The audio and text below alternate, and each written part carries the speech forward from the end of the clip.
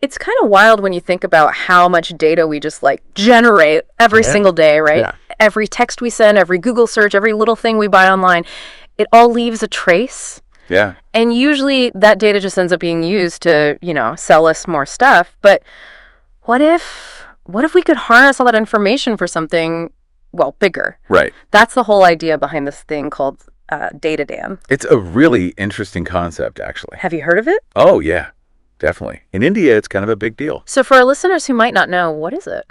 So Data Dan, at its core, it's this massive, ambitious initiative. They're trying to build this huge open source beta pool, but not just any data, right? This data would be specifically for developing AI that's, for India, by India. Okay, so it's like a data donation drive, but on like a national scale. Exactly. So what kind of data are we talking about here? It could be, honestly, so many things. Think like healthcare records, educational materials, information about how traffic moves, even local languages. And where does it come from? Everyone. I mean, individuals, organizations, government bodies, anyone who's got data and wants to contribute to building a better, more digitally powered India. I see the potential here, right? Like this could be huge for, I don't know, developing new technologies, services, that kind of thing. But if we're talking about AI specifically designed for India, what are some of the problems it's trying to solve that, say, other AI hasn't really been able to? That's such a good question. And this is where it gets really interesting. So one of Datadyne's main goals is to create something called sovereign AI. Sovereign AI. Yeah. Basically, it's AI that's like homegrown. It's trained on Indian data, and it's meant to reflect Indian realities, which is super important because, let's be real, a lot of the AI we use today, it's built on Western data sets. And those don't always translate well to the Indian context, So you're saying like an AI that's learned from, say, traffic patterns in New York City, it might not be so helpful navigating the streets of Mumbai. Exactly. Or Delhi. Or Delhi, exactly. Or think about healthcare. Imagine an AI model that's been trained mostly on data from, I don't know, the US or Europe. It might completely miss crucial symptoms or misdiagnose conditions that are way more common in India. That's a great point. Right. Yeah. So by using Indian data, Data Dan wants to build AI that's more accurate, more relevant, and ultimately way more beneficial for the people of India. This reminds me of like the Human Genome Project, but instead of mapping our genes, Data Dan is like mapping India's data landscape. What do you think, listener? Could this be huge? I love that analogy. Right. Because it's true. Just like the Human Genome Project led to all these groundbreaking discoveries in medicine, Data Dan has the potential to unlock a whole new wave of innovation and progress in India. Totally. But I imagine some people might be a little, hesitant to just hand over their data, even if it's for a good cause. Data privacy is kind of a big deal these days, and rightfully so. How does Data Dan address those concerns? That is a huge GE consideration. And to be honest, it's something they're very aware of. Data Dan tackles it head on with this emphasis on trust as a core principle. They're establishing clear data protection rules, open communication channels, all to address people's concerns. So it's about building trust by being upfront about how they're going to use the data and making sure people understand they're still in control, right? Exactly. And not just that, but what about the data itself? Yeah. How do we know it's protected once it's been donated? Right. And that's where this principle of privacy by design comes in. So Data Dan prioritizes things like anonymization and uses the strictest privacy protocols. For example, they might remove all personally identifiable information from a data set before it's even used for research or development. Oh, I see. So even if someone wanted to, they couldn't trace that data back to you. Exactly. It's all about making sure individuals feel comfortable and confident contributing their data, knowing it won't be misused. And to make it even more secure, they're looking into cutting-edge technologies like blockchain, to guarantee transparent and tamper-proof data tracking. Okay, so Data Dan is taking these steps to make sure the data is secure and used responsibly. But what does that actually look like in practice? How does this donated data go from being like ones and zeros in a database to actually making a difference in people's lives? That's where their third principle comes into play. Democratization of access. Democratization of access. Okay, so it sounds like we're talking about making this data widely available, but who are we talking about here? Who gets to use it? Think of it this way. Data Dan is essentially creating this massive, accessible data library. Indian startups, researchers, even government agencies. They could all tap into this wealth of information to develop AI solutions that are specifically designed to tackle India's unique challenges. And a key part of it is making sure that everyone has a fair shot at innovation. It's not just about, big corporations with tons of money. So it's like this treasure trove of data just waiting to be unlocked. But give us some concrete examples. How could this data actually be used to make a real difference in people's lives? Okay, so let's say you're in a rural village, right? And you've got a healthcare worker who needs to diagnose a rare disease.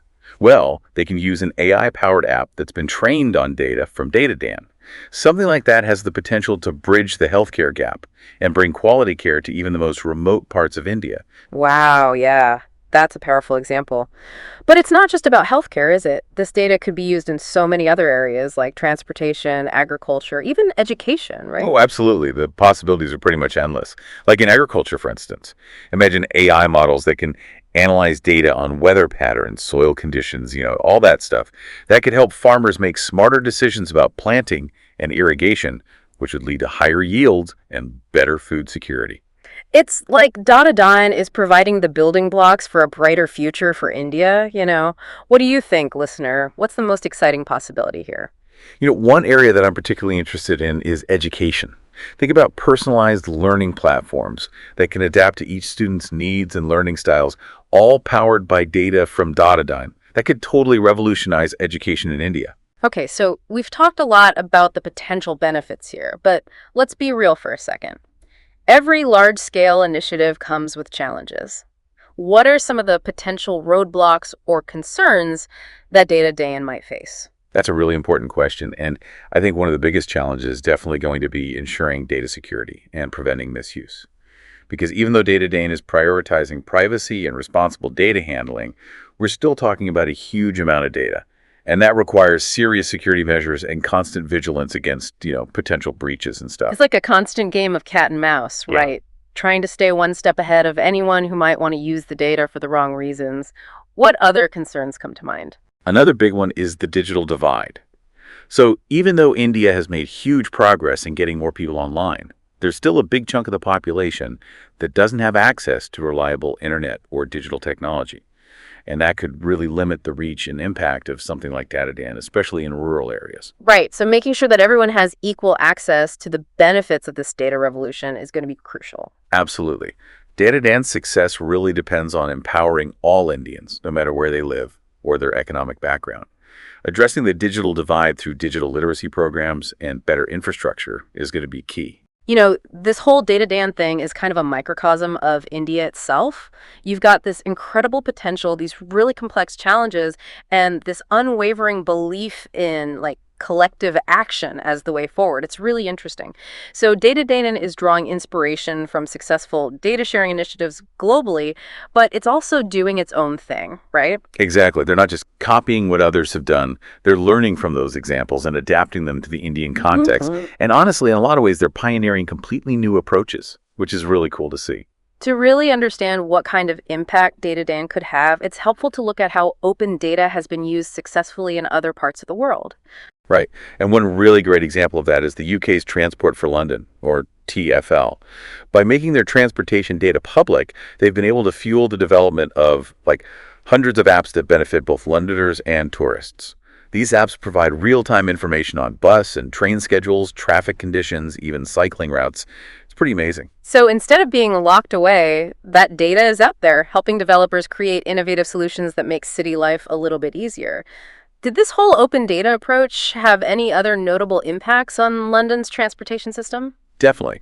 So the availability of all that data hasn't just led to more innovative apps. It's also resulted in a more efficient and user-friendly public transportation system overall. By analyzing the data, TfL has been able to do things like optimize bus and train routes, reduce congestion, and just make the whole commuting experience better. Yeah. Sounds like everyone wins in that situation. Exactly. And that kind of transformative impact is exactly what Daan is aiming for in India. Using the power of data to improve people's lives, drive innovation, and create a more inclusive future for everyone. It's a bold vision. It really is. What are your thoughts, listener, on India's potential to become a global leader in the ethical and inclusive use of data and AI? Let's unpack that a bit more after we hear from our sponsors.